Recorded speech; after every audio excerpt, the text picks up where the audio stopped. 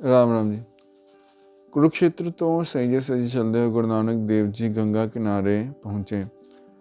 उत्थे हरिद्वार विच गंगा किनारे मेला लग्या होया सी, जिथे दूर दूर तो लोग आए हुए सन। उत्थे पंडित जन अपने पितरां नूं गंगा जल अर्पित कर रहे सन। गुरु नानक देव जी ने जदों देखिया तो दोनों हत्थां नाल गंगा जी का पानी पश्चिम वल नूं सुੱਟਣ लग पए। सारे पंडित पूरब ਵੱਲ ਨੂੰ ਆਪਣੇ ਪਿਤਰਾਂ ਨੂੰ ਗੰਗਾ ਜਲ ਅਰਪਣ ਕਰ ਰਹੇ ਸਨ। ਜਦੋਂ ਉਹਨਾਂ ਨੇ ਦੇਖਿਆ ਕਿ ਗੁਰੂ ਨਾਨਕ ਦੇਵ ਜੀ ਇਕੱਲੇ ਹੀ ਪੱਛਮ ਵੱਲ ਜਲ ਭੇਟਾ ਕਰ ਰਹੇ ਹਨ, ਉਹਨਾਂ ਨੇ ਕਿਹਾ ਕਿ ਤੁਸੀਂ ਪੱਛਮ ਵੱਲ ਕਿਸ ਨੂੰ ਜਲ ਅਰਪਿਤ ਕਰ ਰਹੇ ਹੋ? ਗੁਰੂ ਨਾਨਕ ਦੇਵ ਜੀ ਨੇ ਕਿਹਾ ਤੁਸੀਂ ਪੂਰਬ ਵੱਲ ਕਿਸ ਨੂੰ ਅਰਪਿਤ ਕਰ ਰਹੇ ਹੋ? ਪੰਡਿਤਾਂ ਨੇ ਕਿਹਾ ਕਿ ਅਸੀਂ ਤੇ ਆਪਣੇ ਪਿਤਰਾਂ ਨੂੰ ਜਲ ਅਰਪਿਤ ਕਰ ਰਹੇ ਹਾਂ ਤਾਂ ਕਿ ਪਿਤਰ ਲੋਕ ਵਿੱਚ ਉਹਨਾਂ ਨੂੰ ਜਲ ਪੁੱਜ ਜਾਵੇ। ਗੁਰੂ ਨਾਨਕ ਦੇਵ ਜੀ ਨੇ ਕਿਹਾ ਕਿ ਪਿਤਰ ਲੋਕ ਇੱਥੋਂ ਕਿੰਨੀ ਦੂਰ ਹੈ? ਉਹਨਾਂ ਨੇ ਕਿਹਾ ਕਿ ਪਿਤਰ ਲੋਕ ਇੱਥੋਂ 1000 ਯੋਜਨ ਦੀ ਦੂਰੀ 'ਤੇ ਹੈ। ਗੁਰੂ ਨਾਨਕ ਦੇਵ ਜੀ ਫਿਰ ਜਲ ਪੱਛਮ ਵੱਲ ਸੁੱਟਣ ਲੱਗ ਪਏ। ਪੰਡਿਤਾਂ ਨੇ ਕਿਹਾ ਕਿ ਤੁਸੀਂ ਜਲ ਕਿਸ ਨੂੰ ਦੇ ਰਹੇ ਹੋ? ਤੁਸੀਂ ਦੱਸਿਆ ਨਹੀਂ। ਨਾਨਕ ਜੀ ਨੇ ਕਿਹਾ ਕਿ ਮੈਂ ਆਪਣੇ ਖੇਤ ਕਰਤਾਰਪੁਰ ਵਿੱਚ ਜਲ ਦੇ ਰਿਹਾ ਹਾਂ, ਕਿਉਂਕਿ ਜਦੋਂ ਮੈਂ ਗੰਗਾ ਇਸ਼ਨਾਨ ਕਰਨ ਵਾਸਤੇ ਉੱਥੋਂ ਤੁਰਿਆ ਸਾਂ ਤਾਂ ਖੇਤੀ ਬੋ ਕੇ ਤੁਰਿਆ ਸਾਂ। ਉੱਥੇ ਮੇਰੇ ਖੇਤਾਂ ਨੂੰ ਜਲ ਦੇਣ ਵਾਲਾ ਕੋਈ ਨਹੀਂ। ਹੁਣ ਮੈਂ ਆਪਣੇ ਖੇਤਾਂ ਨੂੰ ਜਲ ਦੇਵਾਂਗਾ ਤਾਂ ਹੀ ਉਹਨਾਂ ਨੂੰ ਜਲ ਪਹੁੰਚੇਗਾ। ਸਾਰੇ ਪੰਡਿਤ ਹੱਸਣ ਲੱਗ ਪਏ। ਪੰਡਿਤਾਂ ਨੇ ਕਿਹਾ, ਨਾਨਕ ਜੀ ਇਹ ਜਲ ਤੁਹਾਡੇ ਖੇਤਾਂ ਵੱਲ ਕਿੱਦਾਂ ਪਹੁੰਚੇਗਾ? ਤੁਹਾਡੇ ਖੇਤ ਤਾਂ ਇੱਥੋਂ ਬਹੁਤ ਦੂਰ ਹਨ। ਨਾਨਕ ਜੀ ਨੇ ਕਿਹਾ, ਜਿਸ ਤਰ੍ਹਾਂ ਇਹ ਜਲ ਤੁਹਾਡੇ ਪਿਤਰਾਂ ਤੱਕ 1000 ਯੋਜਨ ਦੂਰ ਤੱਕ ਪਹੁੰਚ ਜਾਵੇਗਾ, ਉਸੇ ਤਰ੍ਹਾਂ ਇਹ ਮੇਰੇ ਖੇਤਾਂ ਤੱਕ ਵੀ ਪਹੁੰਚ ਜਾਵੇਗਾ, ਕਿਉਂਕਿ ਮੇਰੇ ਖੇਤ ਕੁਝ ਕਿਲੋਮੀਟਰ ਦੀ ਦੂਰੀ 'ਤੇ ਨੇ, ਤੁਹਾਡੇ ਪਿੱਤਰ 'ਤੇ ਹਜ਼ਾਰਾਂ ਯੋਜਨਾ ਦੀ ਦੂਰੀ 'ਤੇ ਨੇ। ਸਾਰੇ ਪੰਡਿਤ ਚੁੱਪ ਹੋ ਗਏ। ਸਾਰੇ ਪੰਡਿਤ ਫਿਰ ਆਪਣੇ ਕੰਮਾਂ ਵਿੱਚ ਲੱਗ ਪਏ। ਉਹਨਾਂ ਨੇ ਗੁਰੂ ਨਾਨਕ ਦੇਵ ਜੀ ਦੀ ਗੱਲ ਵੱਲ ਧਿਆਨ ਨਾ ਦਿੱਤਾ। ਨਾਨਕ ਜੀ ਨੇ ਕਿਹਾ ਕਿ ਤੁਸੀਂ ਸਾਰੇ ਨਰਕਾਂ ਦੇ ਭਾਗੀ ਹੋਵੋਗੇ, ਕਿਉਂਕਿ ਤੁਹਾਡੇ ਮਨ ਵਿੱਚ ਖੋਟ ਹੈ। ਸਾਰਿਆਂ ਨੇ ਕਿਹਾ, ਅਸੀਂ ਤਾਂ ਪੁੰਨ ਕਰਮ ਕਰ ਰਹੇ ਹਾਂ, ਗੰਗਾ ਇਸ਼ਨਾਨ ਕਰ ਰਹੇ ਹਾਂ, ਨਾਮ ਜਪ ਕਰ ਰਹੇ ਹਾਂ, ਅਸੀਂ ਨਰਕਾਂ ਵੱਲ ਕਿਉਂ ਜਾਵਾਂਗੇ? ਗੁਰੂ ਨਾਨਕ ਦੇਵ ਜੀ ਨੇ ਉੱਥੋਂ ਦੇ ਸਾਰੇ ਪੰਡਿਤਾਂ ਦੇ ਮਨ ਦੀ ਹਾਲਤ ਬਿਆਨ ਕਰ ਦਿੱਤੀ। ਕਿਸੇ ਨੂੰ ਦੱਸਿਆ ਕਿ ਤੂੰ ਤੇ ਕਾਬਲ ਵਿੱਚ ਹੈ, ਕਿਸੇ ਨੂੰ ਦੱਸਿਆ ਤੂੰ ਦਿੱਲੀ ਵਿੱਚ ਵਪਾਰ ਕਰ ਰਿਹਾ ਹੈ, ਕਿਸੇ ਨੂੰ ਦੱਸਿਆ ਤੂੰ ਸੁਲਤਾਨਪੁਰ ਲੋਧੀ ਵਿੱਚ ਘੁੰਮ ਰਿਹਾ ਹੈ, ਕਿਸੇ ਨੂੰ ਦੱਸਿਆ ਤੇਰਾ ਧਿਆਨ ਦੇ ਘਰ ਵਿੱਚ ਹੈ, ਬੱਚਿਆਂ ਦੀ ਸੋਚ ਹੈ ਕਦੋਂ ਘਰ ਜਾਵੇਂ ਤੇ ਬੱਚਿਆਂ ਨੂੰ ਮਿਲੇ। ਇਸ ਤਰ੍ਹਾਂ ਜਦੋਂ ਸਾਰਿਆਂ ਦੇ ਮਨ ਦੀ ਹਾਲਤ ਗੁਰੂ ਨਾਨਕ ਦੇਵ ਜੀ ਨੇ ਦੱਸ ਦਿੱਤੀ ਤੇ ਸਾਰੇ ਬੜੇ ਲੱਜਿਤ ਹੋਏ ਅਤੇ ਗੁਰੂ ਨਾਨਕ ਦੇਵ ਜੀ ਦੇ ਚਰਨਾਂ ਵਿੱਚ ਢਹਿ ਗਏ। ਉਹਨਾਂ ਨੇ ਗੁਰੂ ਨਾਨਕ ਦੇਵ ਜੀ ਤੋਂ ਮਾਫੀ ਮੰਗੀ ਅਤੇ ਕਿਹਾ ਕਿ ਤੁਸੀਂ ਸਾਨੂੰ ਆਪਣਾ ਸਿੱਖ ਬਣਾ ਲਓ।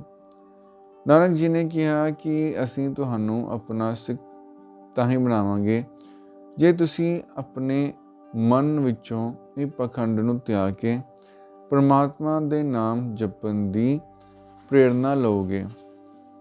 ਨਾਮ ਜਪਣਾ, ਵੰਡ ਕੇ ਛਕਣਾ ਅਤੇ ਕਿਰਤ ਕਰਨਾ, ਇਹਨਾਂ ਕਰਮਾਂ ਨੂੰ ਅਪਣਾਓਗੇ। ਉਹਨਾਂ ਨੇ ਕਿਹਾ, ਨਾਨਕ ਜੀ ਸਾਡੀ ਭੁੱਲ ਬਖਸ਼ੋ ਅਤੇ ਸਾਡੇ ਨਾਲ ਭੋਜਨ ਖਾਓ। ਨਾਨਕ ਜੀ ਨੇ ਕਿਹਾ, ਠੀਕ ਹੈ। ਜਦੋਂ ਪੰਡਿਤ ਗੁਰੂ ਨਾਨਕ ਦੇਵ ਜੀ ਨੂੰ ਆਪਣੇ ਨਾਲ ਭੋਜਨ ਕਰਨ ਲਈ ਲੈ ਗਏ ਤਾਂ ਉਹਨਾਂ ਨੇ ਇੱਕ ਰੇਖਾ ਖਿੱਚੀ। ਇਸ਼ਨਾਨ ਕਰਕੇ ਅਤੇ ਆਪਣੇ ਕੱਪੜੇ ਉਤਾਰ ਕੇ ਉਸ ਰੇਖਾ ਵਿੱਚ ਪ੍ਰਵੇਸ਼ ਕੀਤਾ ਅਤੇ ਭੋਜਨ ਬਣਾਉਣ ਦੀ ਤਿਆਰੀ ਕੀਤੀ। ਨਾਨਕ ਜੀ ਨੇ ਕਿਹਾ ਕਿ ਤੁਸੀਂ ਇਹ ਰੇਖਾ ਕਿਉਂ ਖਿੱਚੀ ਹੈ? ਬ੍ਰਾਹਮਣਾਂ ਨੇ ਕਿਹਾ ਕਿ ਇਸ ਰੇਖਾ ਦੇ ਵਿੱਚ ਜੇ ਕੋਈ ਹੋਰ ਜਾਤ ਦਾ ਵਿਅਕਤੀ ਆ ਜਾਵੇਗਾ ਤਾਂ ਸਾਡੀ ਰਸੋਈ ਭ੍ਰਸ਼ਟ ਹੋ ਜਾਵੇਗੀ। ਇਹ ਚੇਤਾਵਨੀ ਹੈ ਨੀਚ ਜਾਤ ਦੇ ਲੋਕਾਂ ਲਈ ਕਿ ਸਾਡੀ ਰਸੋਈ ਬਣਨ ਲੱਗੀ ਹੈ, ਅਸੀਂ ਇੱਥੇ ਰਸੋਈ ਬਣਾਉਣ ਲੱਗੇ ਹਾਂ ਅਤੇ ਇਸ ਰੇਖਾ ਵਿੱਚ ਪ੍ਰਵੇਸ਼ ਨਾ ਕੀਤਾ ਜਾਵੇ। ਗੁਰੂ ਨਾਨਕ ਜੀ ਨੇ ਕਿਹਾ ਕਿ ਤੁਹਾਡੀ ਰਸੋਈ ਤੇ ਪਹਿਲਾਂ ਹੀ ਭ੍ਰਸ਼ਟ ਹੋ ਚੁੱਕੀ ਹੈ, ਤੁਸੀਂ ਆਪਣੀ ਰਸੋਈ ਕਿਸ ਤੋਂ ਬਚਾਓਗੇ? ਨੀਚ ਜਾਤ ਦੇ ਲੋਕ ਤੇ ਤੁਹਾਡੀ ਰਸੋਈ ਵਿੱਚ ਪ੍ਰਵੇਸ਼ ਕਰ ਚੁੱਕੇ ਹਨ। ਪੰਡਿਤ ਬੜੇ ਹੈਰਾਨ ਹੋਏ। ਪੰਡਿਤਾਂ ਨੇ ਕਿਹਾ ਕਿ ਇਸ ਰੇਖਾ ਦੇ ਅੰਦਰ ਤੇ ਅਸੀਂ ਪੰਡਿਤ ਹਾਂ ਅਤੇ ਤੁਸੀਂ ਰੱਬ ਰੂਪ ਹੋ। ਇਸ ਰੇਖਾ ਦੇ ਅੰਦਰ ਨੀਚ ਜਾਤ ਦਾ ਕੌਣ ਆ ਗਿਆ ਹੈ? ਕਿਰਪਾ ਕਰਕੇ ਸਾਨੂੰ ਦੱਸ ਦਿਓ। ਗੁਰੂ ਨਾਨਕ ਦੇਵ ਜੀ ਨੇ ਇਹ ਬਚਨ ਉਚਾਰਨ ਕੀਤੇ, ਕੁਬੁੱਧ ਡੋਮਣੀ कुदैया कसाइन परनिंदा कट चूड़ी मुठ क्रोध चंडाल कारी कड्डी किया थिए ਜਾਂ ਚਾਰੇ ਬੈਠੇ ਨਾਲ।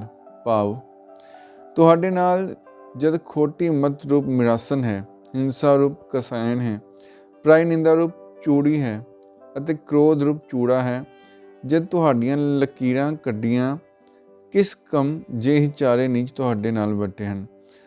ਪਾਂਦਿਆਂ ਨੇ ਹੈਰਾਨ ਹੋ ਕੇ ਕਿਹਾ ਕਿ ਗੁਰੂ ਨਾਨਕ ਦੇਵ ਜੀ ਤੁਸੀਂ ਬਿਲਕੁਲ ਠੀਕ ਕਿਹਾ, ਇਹ ਸਾਰੇ ਔਗੁਣ ਸਾਡੇ ਅੰਦਰ ਮੌਜੂਦ ਹਨ।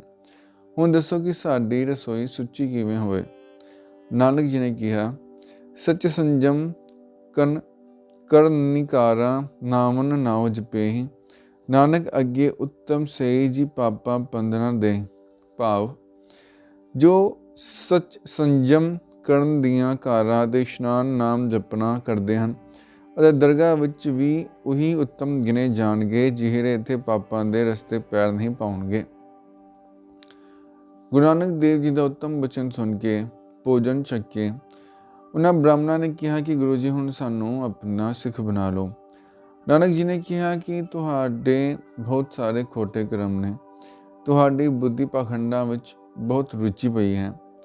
ਜੋ ਸਾਡੇ ਬਚਨ ਮੰਨ ਕੇ ਇਹਨਾਂ ਮਾੜੇ ਕਰਮਾਂ ਤੋਂ, ਲੋਕਾਂ ਤੋਂ ਠੱਗੀ ਹੋਈ ਮਾਇਆ ਗਰੀਬਾਂ ਵਿੱਚ ਵੰਡ ਦੇਵੇਗਾ, ਉਹਨਾਂ ਨੂੰ ਹੀ ਅਸੀਂ ਆਪਣਾ ਸਿੱਖ ਬਣਾਵਾਂਗੇ। ਉਹਨਾਂ ਪੰਡਤਾਂ ਵਿੱਚੋਂ ਜੋ ਸ਼ਰਧਾਲੂ ਇਹ ਕਰਨ ਦੀ ਹਿੰਮਤ ਰੱਖਦੇ ਸਨ, ਜਿਨ੍ਹਾਂ ਸ਼ਰਧਾਲੂਆਂ ਨੇ ਆਪਣਾ ਧਨ ਦੌਲਤ ਗਰੀਬਾਂ ਵਿੱਚ ਵੰਡ ਦਿੱਤੀ ਅਤੇ ਨਾਨਕ ਜੀ ਦੇ ਚਰਨਾਂ 'ਚ ਟਹਿ ਗਏ, ਉਹਨਾਂ ਨੂੰ ਗੁਰੂ ਨਾਨਕ ਦੇਵ ਜੀ ਨੇ ਸਿੱਖ ਧਾਰਨ ਕਰ ਲਿਆ। ਸਿੱਖੀ ਵਿੱਚ ਲਿਆ ਕੇ ਉਹਨਾਂ ਦੇ 84 ਦੇ ਚੱਕਰ ਕੱਟ ਦਿੱਤੇ। ਫਿਰ ਜਦੋਂ ਪੰਡਿਤ ਚੱਲ ਗਏ, ਰਾਤ ਦਾ ਸਮਾਂ ਹੋਇਆ ਤੇ ਮਾਂ ਗੰਗਾ ਦਿਵਯ ਰੂਪ ਧਾਰਨ ਕਰਕੇ ਥਾਲ ਵਿੱਚ ਹੀਰੇ ਮੋਤੀ ਲੈ ਕੇ ਨਾਨਕ ਜੀ को आए, क्योंकि किसी संत को, कि महापुरुष को, कि रब रूप को जदों जाओ तो खाली हथ नहीं जाईदा। जदों गंगा जी ने गुरु नानक जी के चरणों 'च प्रणाम किया तो नानक जी ने कहा कि तुसी कौन हो। गंगा जी ने कहा कि तुसी जानी जान हो, तुसी मेरे तो एवें ही सवाल पूछ रहे हो। मैं गंगा हाँ ਅਤੇ ਤੁਹਾਡੇ ਚਰਨਾਂ ਦੀ ਧੂੜ ਬਾਂਝ ਰਹੀ ਹਾਂ, ਤੁਹਾਡੇ ਚਰਨਾਂ 'ਚ ਭੇਟਾਂ ਲੈ ਕੇ ਆਈ ਹਾਂ।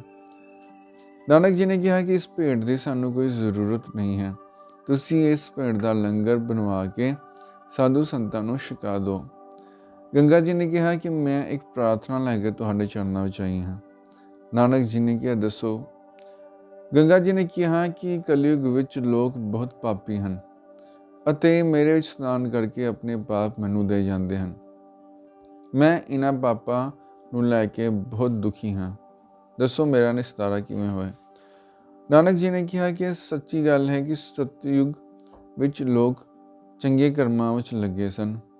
ਦੁਆਪਰ ਤ੍ਰੇਤਾ ਵਿੱਚ ਵੀ ਪਾਪ ਇੰਨਾ ਨਹੀਂ ਸੀ, ਪਰ ਕਲਯੁਗ ਵਿੱਚ ਪਾਪ ਬਹੁਤ ਤੇਰੇ ਵੱਧ ਚੁੱਕਾ ਹੈ ਤੇ ਇਹਨਾਂ ਪਾਪਾਂ ਦਾ ਬੋਝ ਤੁਹਾਡੇ ਤੋਂ ਸਹਿਨ ਨਹੀਂ ਹੁੰਦਾ।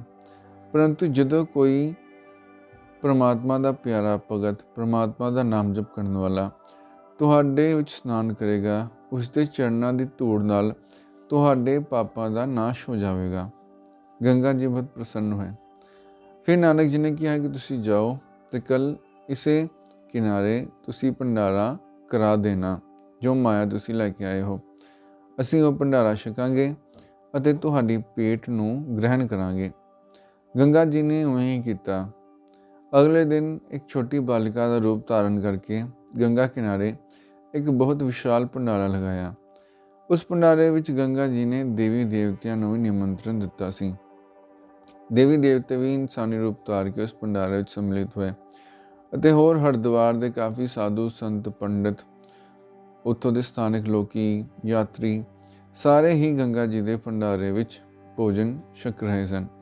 ਨਾਨਕ ਜੀ ਨੇ ਵੀ ਬਾਲਾ ਜੀ ਤੇ ਮਰਦਾਨਾ ਜੀ ਨਾਲ ਗੰਗਾ ਜੀ ਦੇ ਭੰਡਾਰੇ ਵਿੱਚ ਭੋਜਨ ਛਕਿਆ ਅਤੇ ਗੰਗਾ ਜੀ ਨੂੰ ਅਨੁਗ੍ਰਹਿਤ ਕੀਤਾ। ਇਸ ਤਰ੍ਹਾਂ ਨਾਨਕ ਜੀ ਦੀ ਗੰਗਾ ਯਾਤਰਾ ਸੰਪੂਰਨ ਹੋਈ। ਧੰਨਵਾਦ।